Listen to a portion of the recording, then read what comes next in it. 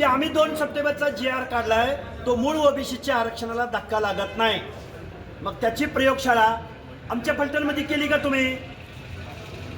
ही प्रयोगशाळा कोल्हापूरचं महापौर पद देताना तुम्ही कुणाला दिलं? पिंपरी चिंचवडमध्ये पुण्यामधली परिस्थिती काय? त्याचबरोबर अहिल्यानगरमधला महापौर कोण झाला? त्याचबरोबर छत्रपती संभाजीनगरमध्ये काय?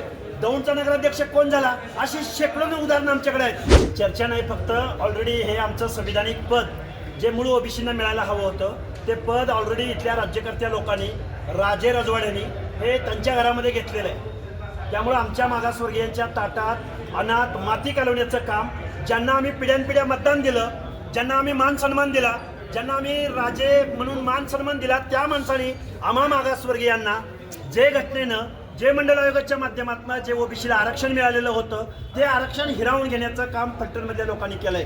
आणि त्याच्या पलीकडे जाऊन महाराष्ट्राचे मुख्यमंत्री आणि महाराष्ट्रातल्या अनेक मंत्र्यांनी सांगितलं होतं की आम्ही 2 सप्टेंबरचा GR काढलाय, तो मूळ ओबीसीच्या आरक्षणाला धक्का लागत नाही. मग त्याची प्रयोगशाळा आमच्या फलटणमध्ये केली का तुम्ही? ही प्रयोगशाळा कोल्हापूरचं महापौर पद देताना तुम्ही कुणाला दिलं? पिंपरी चिंचवडमध्ये पुण्यामधली परिस्थिती काय? त्याचबरोबर अहिल्यानगरमधला महापौर कोण झाला? त्याचबरोबर छत्रपती संभाजीनगरमध्ये काय? दौंडचा नगराध्यक्ष कोण झाला? अशी शेकडो उदाहरणं आमच्याकडे आहेत. त्यामुळं इथल्या राज्यकर्त्या लोकांनी ओबीसीच्या अनाथ माती कालवण्याचं काम केलेलं आहे. आज रोजी ओबीसीचं आरक्षण संपलेलं आहे. हे झालं पंचायत राज निवडणुकीमधलं. MPSCची यादी घ्या, UPSCची यादी घ्या.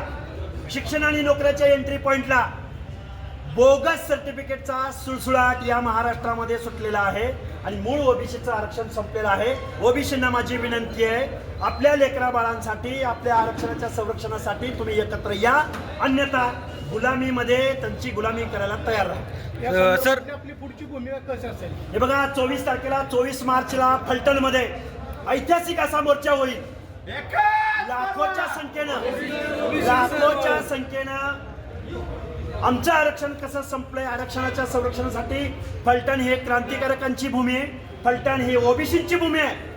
ज्या लोकांना आमच्या दारात मतं मागायला यायचे त्या माणसांना आम्ही हा जाब विचारण्यासाठी 24 मार्च रोजी आम्ही ओबीसी आरक्षण बचाव, ओबीसी एल्गार मोर्चा, नवे पर्व ओबीसी सर्व ही भावना डोळ्यासमोर ठेवून आम्ही येत्या 24 तारखेला फलटणमध्ये मोर्चा काढत आहोत, मोर्चाची हाक देत आहोत. आताच आपण बोललं की सध्या अर्थसंकल्पीय अधिवेशन सुरू आहे आणि ओबीसी व त्यामध्ये सुद्धा अन्याय झालेला आहे. हा अन्याय कायमच होत आलेला आहे.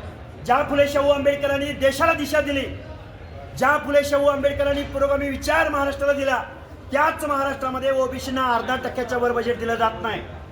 ही शोकांतिक आहे. आज आमचं पंचायत राजमधलं आरक्षण गेले तर आम्हाला एवढे वेद नाहीत, पण आमच्या हक्क अधिकाराची तिजोरी इथले कारखानदार महाराष्ट्रातले आमच्या बोडक्यावरती बसून आमची पिळवणूक करण्याचं काम करतायत. हे आम्ही ओबीसी बांधवांना समजावून सांगू. 24 मार्चला जो आपण मोर्चा काढताय त्या मोर्चाला ओबीसी समाजातील किती जाती तुमच्या बरोबर? सगळ्या जाती, कुणीही मागं राहायचं कारण नाही.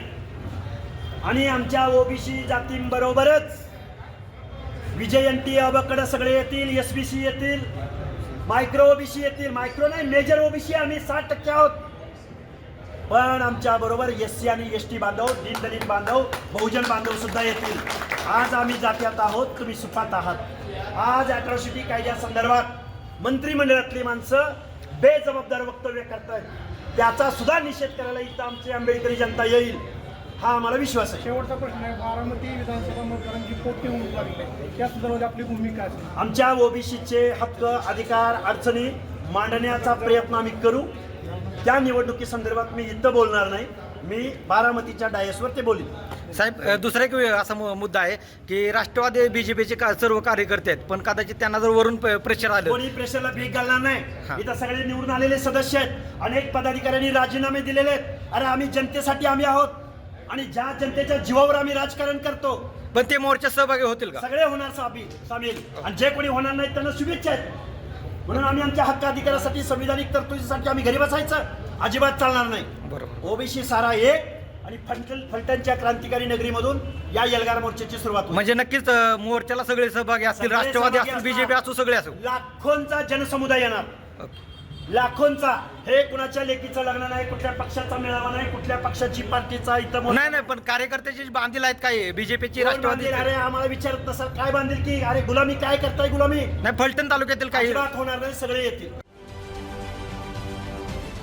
महाराष्ट्रातील सर्व बातम्यांचे विश्वासार्ह व्यासपीठ सकाळच्या सर्व सोशल मीडिया प्लॅटफॉर्मला लाईक, फॉलो आणि सबस्क्राईब करा. तसंच सर्व नोटिफिकेशनसाठी बेल आयकॉन प्रेस करायला विसरू नका.